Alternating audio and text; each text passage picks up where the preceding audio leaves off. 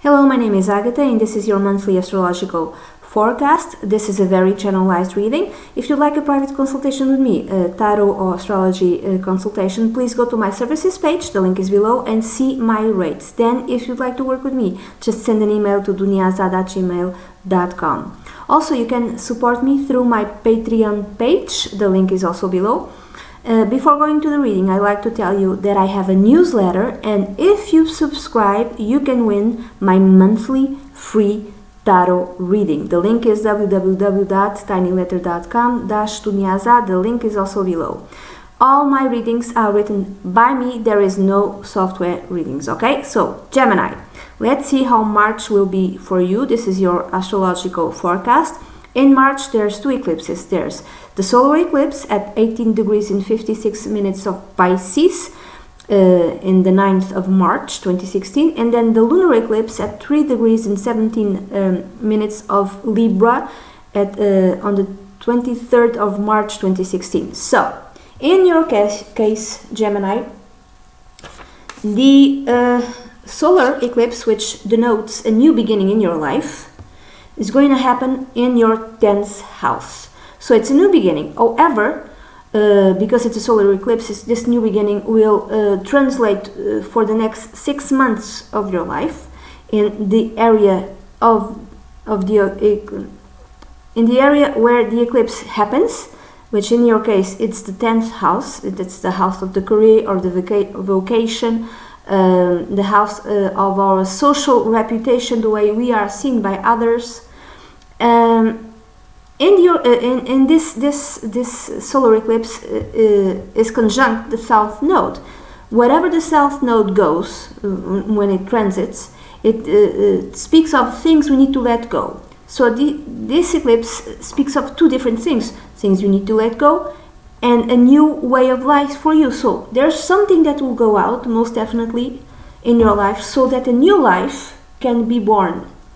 So in your case, something to do with, for instance, career and profession and vocation, and also social reputation. Maybe you were seen in a different way. You were seen in a specific way, and now maybe because you get married, maybe because you change your career and your profession, you are seen in a totally different manner. Let's say that you were a student and you finish up your degree, and now you are a nurse or you are a doctor. So you used to be seen as a student, and now, because you finished South Node your education, you are now seen as a doctor. For instance, I say doctor because it's Pisces. So solar eclipse, a new beginning in your life. If it's that, it's going to be a bit harder for you to really occupy this new space in your life, because this eclipse happens as a square, or throws a square to Jupiter in your 7th house. So maybe a boss, a figure of authority within your work, really demands lots and lots of you, and this demanding in terms of your career and profession, it might be seen quite in a difficult sort of way. So this person might be very factual, and you might be very compassionate. So you want to have compassion, for instance, towards the. I'm going to keep on using the example of the doctor. You want to have compassion towards the people you treat, and you want to treat them properly and with empathy. But your boss or your bosses might say, no, facts.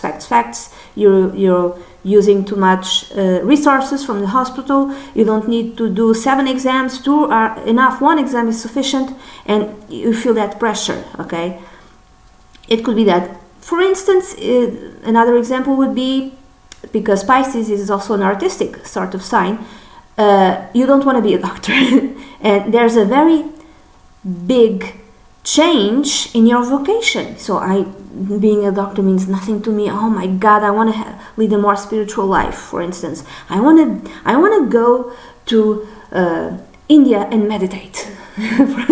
For instance, you want to go on a spiritual path, and you leave that behind, and maybe your spouse because Saturn is located in the 7th house, doesn't agree with it. Are you insane? Are you nuts? You want to go where and do what? You want to meditate? Oh my God, you can meditate right here at home after you go to your job, or after you return from your job. You don't have to go to God knows where to meditate. Could be that. You want to embark on your profession. You want your profession to have more of a spiritual dimension to it, or you want to be an artist, because Pisces is also connected with the artist. So you don't want to be a doctor, you want to be a singer, you want to be a movie star, you want to act, and your spouse is really not happy with it. He or she really not happy with it, or and it might demand that you are grounded in your ambitions. So the example that I gave in the Portuguese reading that I just did before this one, imagine that you go to your spouse and say, I want to be a singer. And your spouse goes nuts and like, no, okay, fine. You want to do this? I'll manage your career. And he or she might demand a lot of you, might demand that you are grounded. Okay, you want to be a singer? I'm going to book like 100 shows for you for this year. And you better work.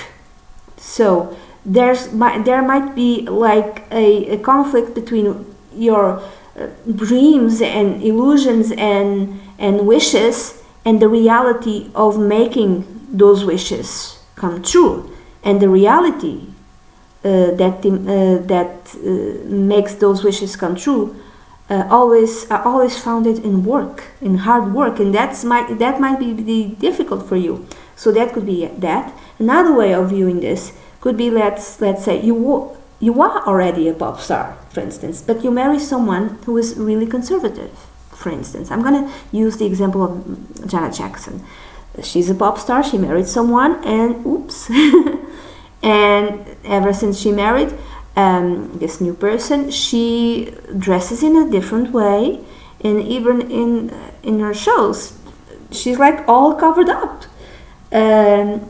So maybe your spouse demands that you present yourself in the outside world, even to do with your career, in a different type of manner. Could be conservative, could be not, but in a different type of manner. Or your spouse might demand that you don't give as much time to your career because he wants you to spend more time with your kids. Maybe you want to have children right away. North you are pregnant. Maybe you just had a kid and you want to be home. You really do, because Jupiter is transiting with the north node.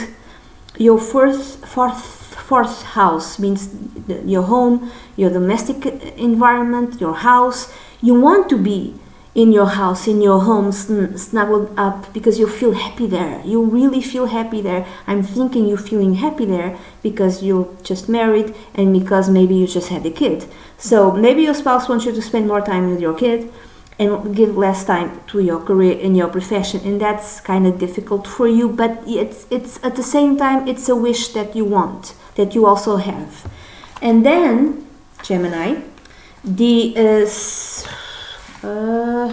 lunar eclipse will be happening in your case in the fifth house. Lunar eclipses also speaks of culminations or endings. It could be could actually be an ending in your life, and it could be for 6 months, because lunar eclipses always have like a 6 months effect in whatever area of your life it happens. So that area of your life will be having the effects of that eclipse for more or less 6 months, sometimes even longer than that. So there's a culmination or an ending in your 5th house, which is the house of children, the house of play, the house of play and fun, the house of romance, love affairs. So maybe the play and fun are over because you need to devote more time to your kid. If you have a kid, if you just had a kid, you need to devote more time to him or her. So it could be that. So you don't see much of your friends, and you tell them, you maybe probably online, like, I'm sorry I cannot see you as much because my child, my kid, my boy, my girl, just my baby was born, and now I need to devote more time to him or her. You don't have as much fun because, you know, for the next 6 months it's just you and your kid and your spouse, hopefully. It could be that. It can also mean the end of a love affair, not necessarily. If you're not married or anything like that, it could be like the end of a love affair because things are not working out. Or not the end of a love affair, a culmination of something. Let's say that you were seeing in a casual sort of way someone, and then you both kind of have a talk with each other and decide, okay, I want to define our relationship. What are we? What are we? Are we friends with benefits? What are we? And then you kind of decide, okay, I'm your boyfriend and you're my girlfriend. Oh, I'm your boyfriend, you're my boyfriend, I'm your girlfriend, and you're my girlfriend. You kind of define that, and it's defined that this is your boyfriend and this is your girlfriend. So it's a culmination, it's not an ending. And you probably have a talk, have a talk. Let's talk about this. And that's it. That's all that I have for you, Gemini. I hope you have a great month. Bye bye.